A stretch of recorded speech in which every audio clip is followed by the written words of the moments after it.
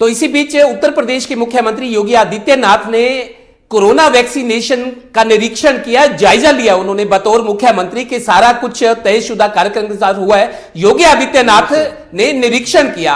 Corona वैश्विक महामारी से त्रस्त थी, भारत के अंदर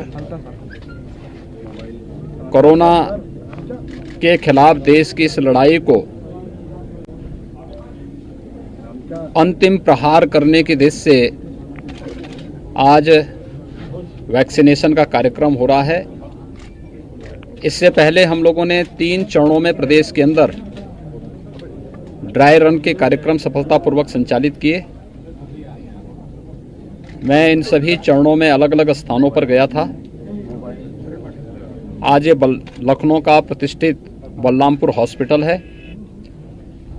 इस हॉस्पिटल में कुल 102 हेल्थ वर्कर्स को वैक्सीन दिया जाना है और वैक्सीन के इस क्रम में अभी तक 15 लोगों ने वैक्सीन ले लिया है और उसमें वे लोग भी हैं जिन्हें आधा घंटा से अधिक हो चुका है और वो यह पूरी तरह कंफर्ट महसूस कर रहे हैं। कहीं कोई समस्या, कोई भी किसी प्रकार की कोई दिक्कत नहीं।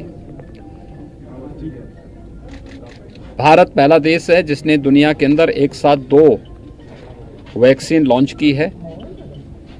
प्रधानमंत्री मोदी जी के नेतृत्व में भारत की इस उपलब्धि के लिए मैं प्रधानमंत्री जी का अभिनंदन करता हूं और देश के वैज्ञानिकों को बधाई भी देता हूं। लेकिन इसके साथ ही हमें इस बारे में भी देखना पड़ेगा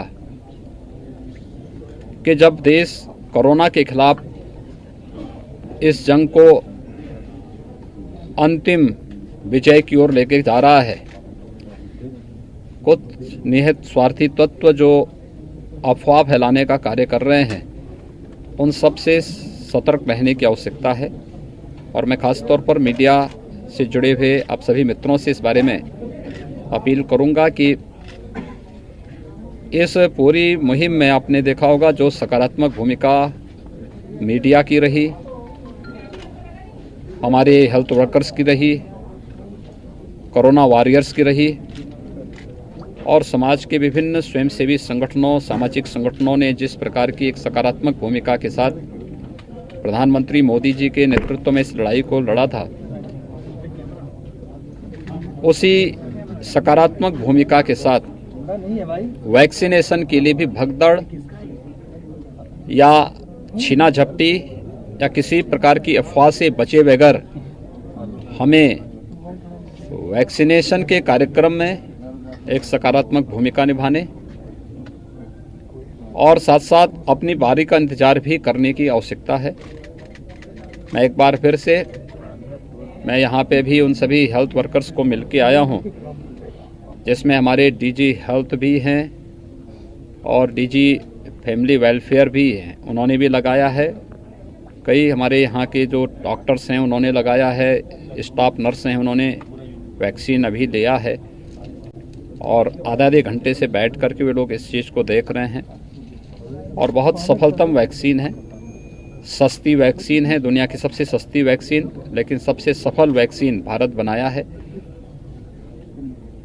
मेड इन इंडिया की इस प्रधानमंत्री मोदी जी के इस संकल्प को आगे बढ़ाने का भी एक बहुत महत्वपूर्ण अभियान है और कोरोना के खिलाफ देश की लड़ाई को विजय की ओर अग्रसर करने का भी एक महत्वपूर्ण अभियान है। मैं इस अवसर पर उन सभी को जिन्होंने कोरोना के खिलाफ देश की इस लड़ाई को आगे बढ़ाने में अपना योगदान दिया है, आज जब वैक्सीनेशन का एक कार्यक्रम प्रारंभ हो रहा है पूरे देश के अंदर एक साथ, उत्तर प्रदेश के अंदर भी हम लोगों ने पूरी तैयारी की है और प्रथम चरण में हेल्थ वर्कर्स को इसके साथ जोड़ा गया है। ये ज़रूरी है कि वैक्सीन लगाने के बाद 28 दिन के बाद दूसरा डोज भी इसका लेना है।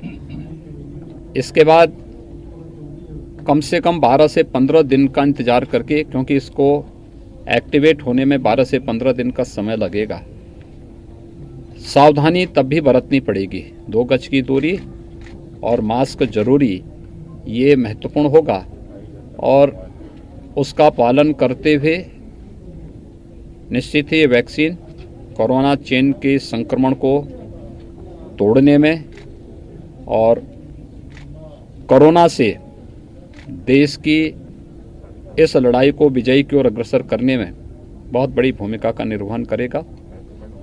मैं अपने सभी हेल्थ वर्कर्स को सेकेंड फेज में या वैक्सीन कोरोना वॉरियर्स को दी जाएगी, जिसमें सभी पुलिसकर्मी, सुरक्षा के जुड़े हुए जवान, राजस्व से जुड़े हुए, home delivery, door step delivery से जुड़े हुए जितने भी हमारे लोग थे, उन सभी को, सफाई कर्मियों को इसके साथ जोड़ा जाएगा।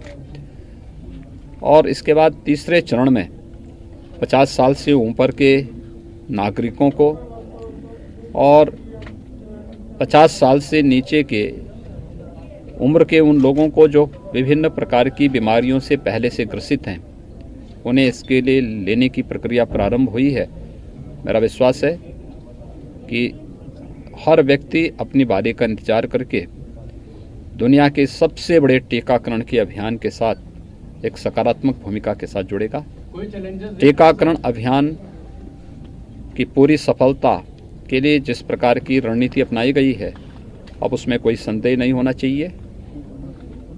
हर व्यक्ति की सकारात्मक भूमिका और प्रधानमंत्री मोदी जी के नेतृत्व में हम उस सकारात्मक भूमिका के साथ आगे बढ़ेंगे।